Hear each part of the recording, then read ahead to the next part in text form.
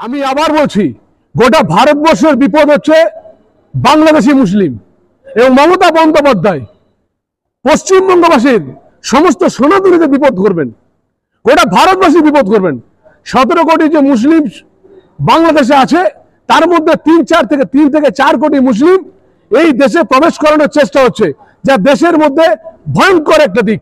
আমি প্রধানমন্ত্রীকে অনুরোধ করব, मैं प्रधानमंत्री जी से विनती कर रहा हूं, वेस्ट बंगाल बॉर्डर से 3 से 4 करोड़ रोहिंग्या आने वाला है, इसको रुकिए। इसको नहीं रुकेंगे तो पूरा देश खतरे में हो जाएंगे। पूरा बंगाल खतरे में चला गया, अभी पूरा देश खतरे में जाएंगे। আমি মতেই মানতে পারবো না, তার জন্য রক্ত হলে রক্ত দিতে রাজি আছি, কিন্তু একজন বাঙালি হিন্দু হিসাবে বা একজন ভারতীয় হিসাবে এটা কোনোদিন মেনে নিতে পারবো না। মমতা বন্দ্যোপাধ্যায় যে কথা বলেছেন, একজন নিজেরা সুইসাইড করতে পারবো না, শহীদ হতে রাজি আছি ভারতবর্ষের জন্য, কিন্তু মমতা বন্দ্যোপাধ্যায় গ্রেটার বাংলাদেশ তৈরি করতে যাচ্ছেন।